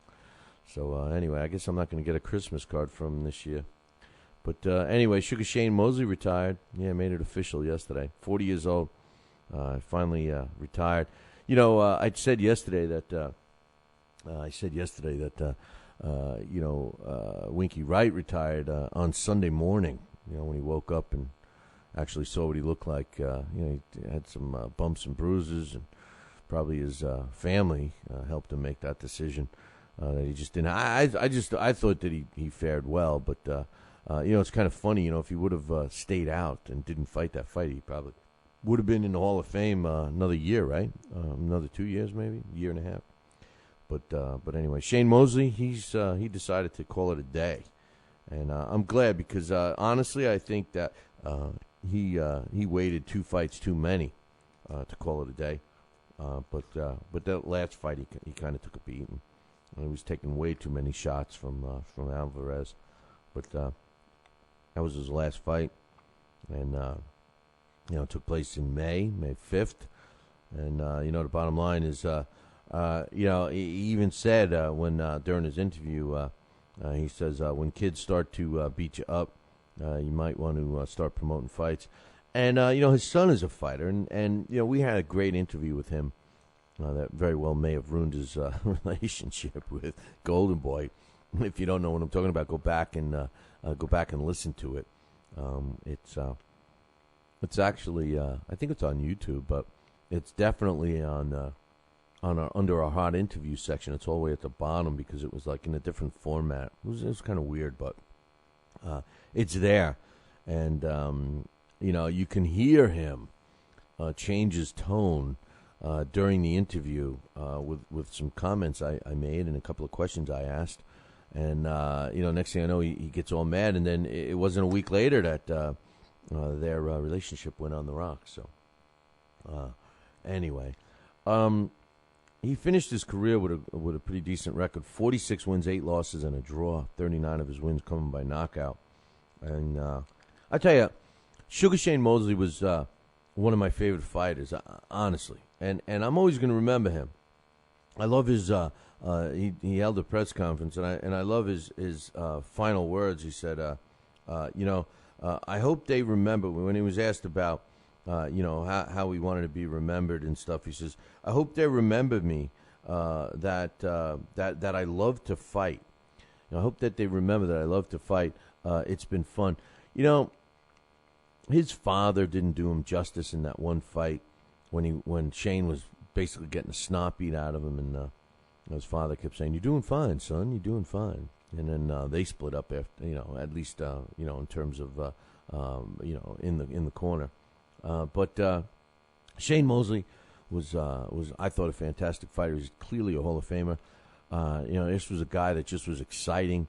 If you're too young to have seen some of his early fights and you've just been watching him, over the last 5-6 years, you missed out on some great stuff. Go back and check it out. But I got some other news. Paul Williams is I got a news press release from Rachel, my girl Rachel, and he wanted to basically, it's up on the website, but he wants to send out a notice to all his friends and fans that have been wishing his fast recovery and prayers and everything else. And he's very sincere, and he says, I really feel the love and support from everyone, and it's overwhelming. I am very thankful to all of my friends who have rallied around me in a time when I need them the most. He also said, listen, all future letters and cards, please send them to his place in Atlanta. The address is 3060, that's 3060 Will Rogers Place. That's Atlanta, Georgia, 30316. 3060 Will Rogers Place, Atlanta, Georgia, 30316, for all your letters and cards and anything else you want to send to Paul the Punisher Williams. He's doing good. He had the surgery, and we'll have to wait and see what happens with him as these next months unfold, as he starts his rehabilitation as soon as he's ready. And I know I speak for everyone involved with this show, and all of our other shows and websites and everything else that we're praying for Paul. I hope Paul, can run out for a pass and walk out on. Forget running out for a pass. Walk himself to a seat ringside for a big fight. I hope I get to see the day Paul Williams gets to walk again. So. The fight, the Antonio Tarver and Latif Coyote fight, resulted in some calling out. And who's calling out? Well, Ola Afolobi. Now, both Afolobi, in case you forgot, he just came off a draw with Marco Captain-Huck, who thought he won the fight. But he's an interim. He still holds the interim WBO cruiserweight title, and he's called out Antonio Tarver and Latif Coyote to fight him. He says, he'll fight him anywhere. He said, both of his world title bouts with Marco Huck came, he felt were much better than the fights that the fight that Tarver and Coyote just gave us. He says, listen, fight me. I'll fight you anywhere. I'll fight you in my country, in your country, in the back street. Who cares? I'll fight you either one. So we'll see what happens there. Tarver, I wouldn't be surprised if Tarver took him up on that offer, because Tarver still thinks he's good, which is a joke, right? But anyway, there's a new movie out. It's gonna be out, I should say. But there's a private screening. The name of the film, it's a short film, and it's kind of a it's one of those films, it's one of those films you usually see at one of those independent film festivals, and the name of it's called Split Decision, and it's scheduled to screen in a private screening July 29th in Brooklyn. To get some information about it, check out the website www.splitdecisionshortfilm.com. Splitdecisionshortfilm.com. It's basically of a story of a female fighter who, basically wants to rise to the top of professional boxing ranks. In addition to battling the predominantly male sport of boxing, she's got some other emotions going on outside of the ring. She's bisexual. So the movie talks about her battles both in the ring and outside the ring. So check it out if you have any interest. www.splitdecisionshortfilm.com. And if you're in the New York City area, maybe you might want to swing down to Brooklyn on July 29th and check it out. Splitdecisionshortfilm.com. Tell them Billy C. sent you. Robert the Ghost Guerrero, a guy that had his sights set on Floyd Mayweather Jr. He's hopefully going to get that dream when he takes on Selkirk Mini Tyson Aiden, and coming up a little later on in the summer. It's going to be the end of July 28th. It's going to be on Showtime. He just left for his training camp right now. So I guess he's putting in 2 months, right? A little less than 2 months. Aiden is a tough fighter. He's undefeated, 23-0 with 17 knockouts. And Robert the Ghost Guerrero, a lot of people love him. He's moving up not one but two weight classes. This will be an interim welterweight title is on the line. And according to the WBC, the winner is the mandatory challenger for Floyd Mayweather. Now, let me ask you a question. Show of hands. How many people out there actually think that, the WBC will mandate this fight or strip Mayweather? If Mayweather decides to fight Robert the Ghost Guerrero, that's one thing. But let's say he doesn't. Let's say Robert the Ghost Guerrero, the winner of Robert the Ghost Guerrero and Selkirk Item, they get the interim belt. They're the mandatory challenger to Floyd Mayweather's WBC welterweight belt. But wait, isn't there a discrepancy there already? Doesn't Floyd Mayweather have a junior middleweight belt? How come the WBC is not stripping him of their welterweight belt? Isn't that part of their rules? Don't you have 10 days? Correct me if I'm wrong, but don't you have 10 days to decide which weight class you're going to be in after you win one in a different weight class? How come the WBC is not, enforcing that rule? Did I miss something? Did Floyd Mayweather already say that, did he vacate his I think it was the WBA junior middleweight title that he won from Miguel Cotto? Did he vacate that? Did he vacate that? I don't know. I can't recall, to be honest with you. Which weight class is he going to fight in? How come they're letting Floyd Mayweather keep both belts? More special treatment? I haven't had a chance to follow up with Gabe Montoya. Did he come out with anything new on the allegations that Floyd Mayweather Jr. actually uses steroids, performance-enhancing drugs? Did anybody come out with that? How come all the Floyd fans have been awfully quiet, haven't they? Haven't heard much from them. They're devastated because they obviously know how foolish they've been. About Floyd Mayweather. Don't worry. He's in jail, but that doesn't mean anything. He's getting special treatment. Special treatment. No question about that. If you think differently, well, sorry, man. You're wrong. Manny Pacquiao, Timothy Bradley's going to be a good fight. I think so. What do you think?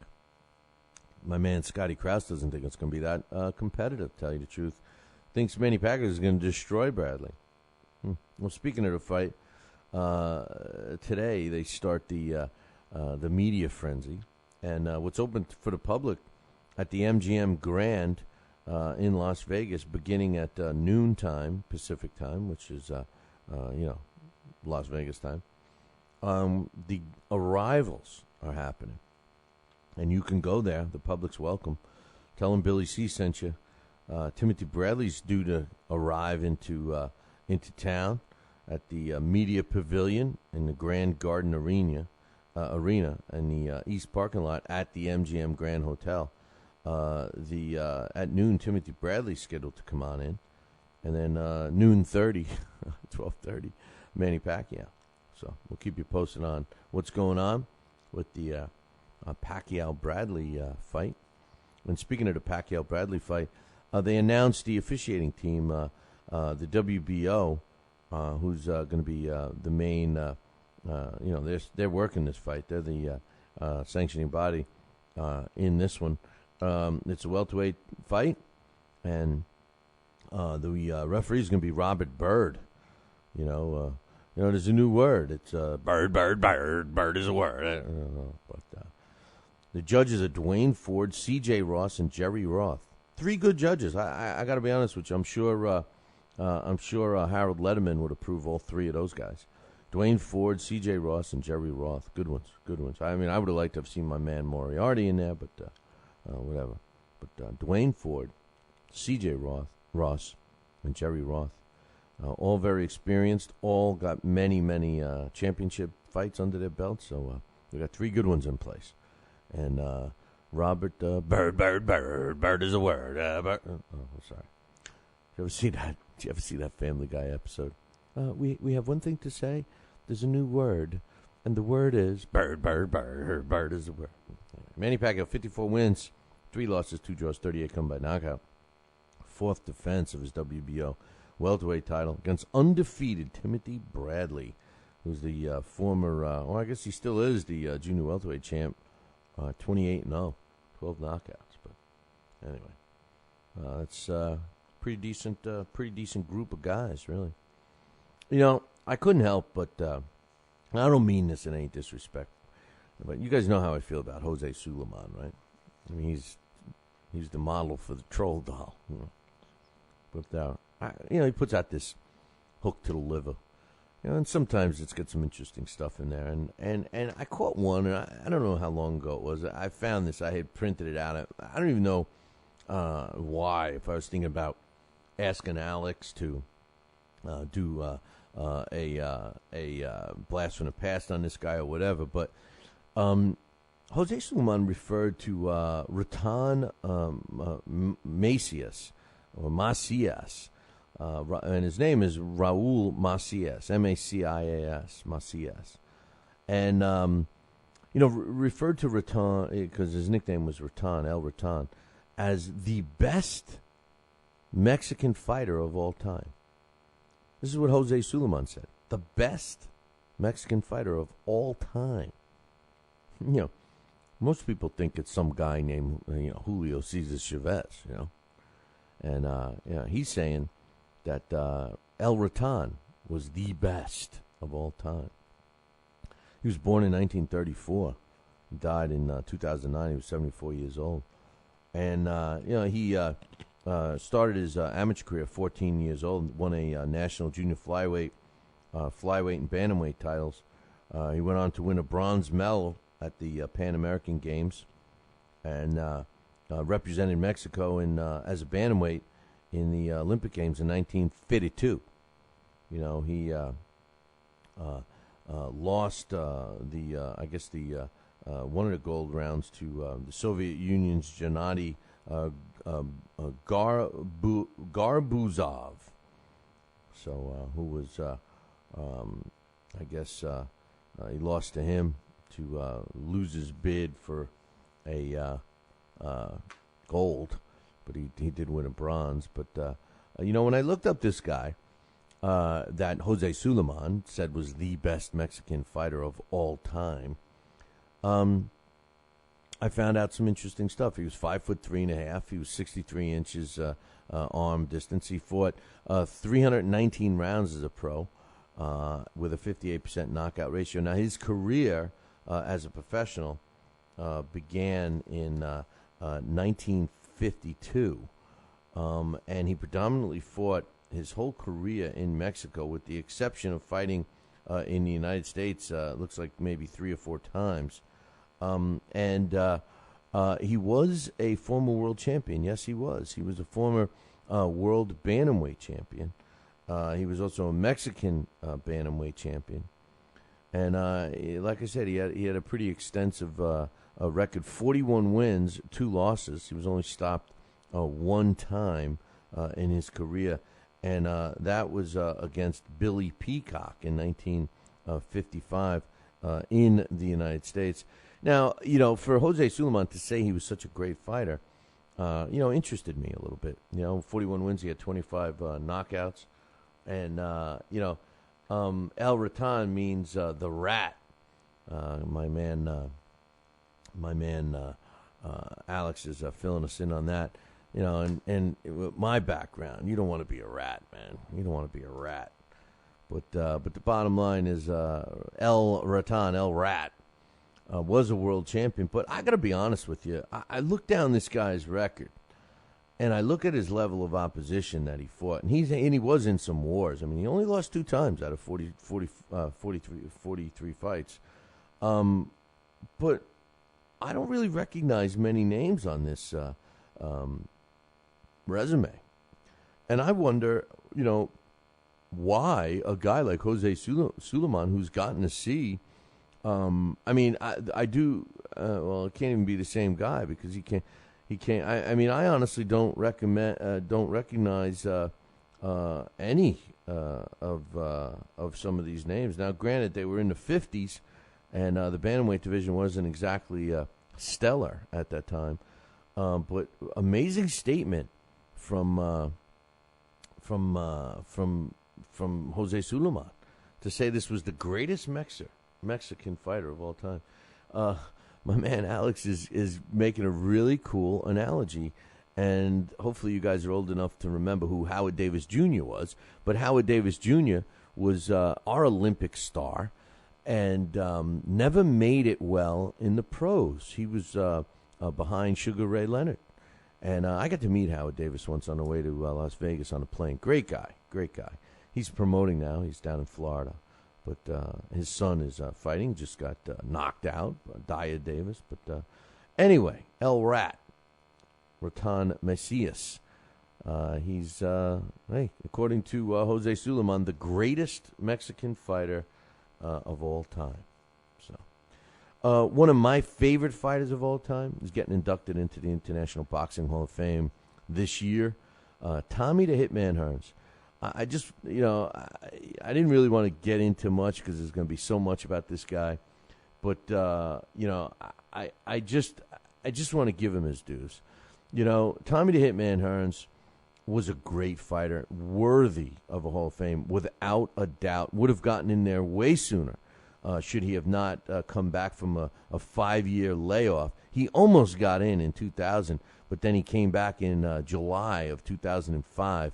You know, he fought Uriah Grant in the year 2000, in April of 2000, and then in July in 2005, he fought John Long. Came out of a 5-year retirement and fought John Long, who had a record of 19 wins, 6 losses, and 2 draws. And then after that, fought a year later, well, about 6 months later, in February of 2006 against Shannon Landberg. And Landberg had a really respectable record at 58 wins, 10 losses, and 3 draws. And Tommy the Hitman knocked him out in 10. I believe that was in the cruiserweight division, or could have been light heavyweight, or very light cruiserweight. You know, I think it was about 175 pounds maybe. But here's a guy who fought everybody and anybody, you know, from Sugar Ray Leonard, Wilfred Benitez, you know, Marvelous Marvin Hagler, Iran the Blade Barkley, James Kitchen, James Schuler, who was a champion. I mean, just Virgil Hill, you know, Michael Ajale, remember him? He was a great fighter. You know, I mean, just this guy fought everybody available. He started his career in 1977. His last professional fight was in 2006. He's currently 54 years old, will be 54 years old in October. He's a former world welterweight, junior middleweight, super middleweight, light heavyweight, and cruiserweight world champion. His total record for his career was 61 wins, 48 coming by knockout, 5 losses and a draw. He was stopped 4 times. That was his only downfall, that when he lost, he usually got knocked out. He was 6'1", 78 inches, with an arm reach, 380 rounds of pro, 72% knockout ratio. Tommy the Hitman Hearns, congratulations, my man. International Boxing Hall of Fame will not be long before you're in the BillyCBoxing Hall of Fame. I can promise you that. I'm looking forward to that day when we can get a hold of him and have him come on up to our event, which incidentally, we're really going to start rolling with that. Alex Papali's got this huge plan for, our program and everything else that we're going to be launching Monday. So Alex will be ready for that. We'll be talking about that up at the International Boxing Hall of Fame. If you plan on going up, you'll find my fat ass in front of the Carmen Basilio Sausage and Pepper tent probably around 1 o'clock p.m. I'll be there starting. I'm going to hang out right around that area for the afternoon. If you're stopping by, say hello. We will be, putting together a get-together if you want, if there's enough people. If not, I'll find myself probably to wherever they serve scotch. I have been invited to a party of sorts in Syracuse. There's a whole bunch of stuff going on, and I might do that. So I'm going to go where anybody wants me. So, and I know I'm going to drag Alex with me. So Alex is stuck with me at least for that day, unless he slips away. I mean, because that's what he would probably do. Say, I got to go find some soy milk, Billy C. I'll be right back. Wake up. It's time for It's too early for a trivia question.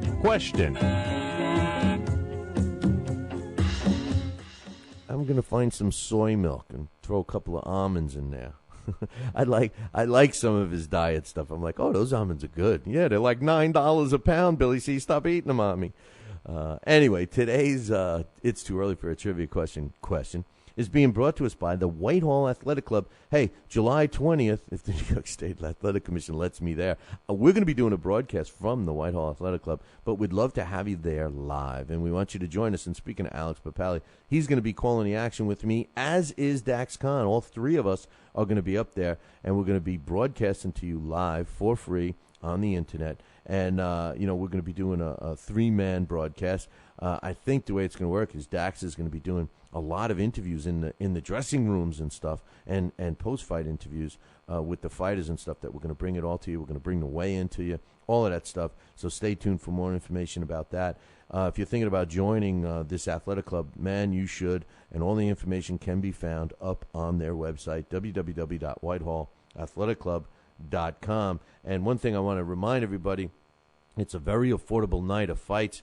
July 20th, tickets start at $20, man. $20, but you better hurry up because it's a very intimate setting and there's not that many seats. So www.whitehallathletic.com. Tell them Billy C sent you, and you want a discount, all right?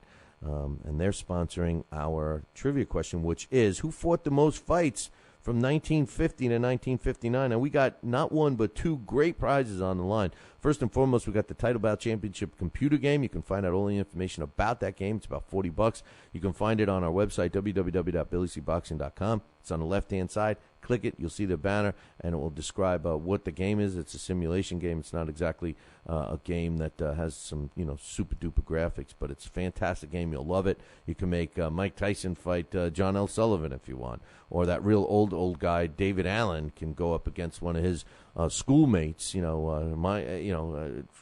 Tom Cribb went to school with David Allen, but that's on the line, as well as a collector's edition Rocky Marciano knocking out Jersey Joe Walcott with the famous disfiguring punch. It's a phone card that was issued in the 1990s. There's only a handful left.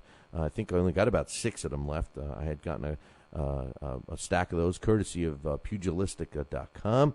And both of these prizes are on the line right now. If you know this answer, who fought the most fights from 1950 to 1959? If you know the answer, email me, Billy@TalkinBoxing. That's TalkinBoxing.com.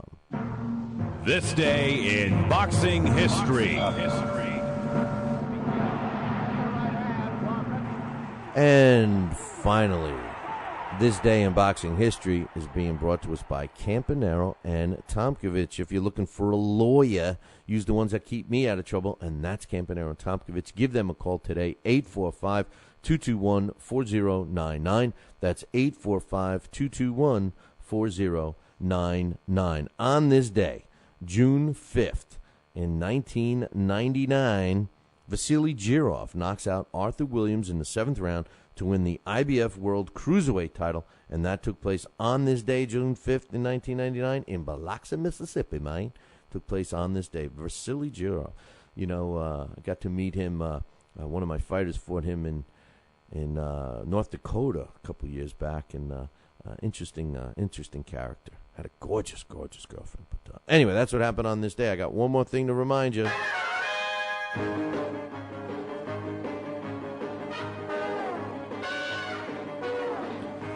Make sure you tune in tomorrow morning. Same bat time, same bat channel. There's only one channel. It's the Fight Now channel. Call your local television provider right now and tell them you want the Fight Now channel added to your sports channel lineup. It's that simple. For all the information about Fight Now, find it on their website, www.fightnow.com. See you all tomorrow. Ciao, baby.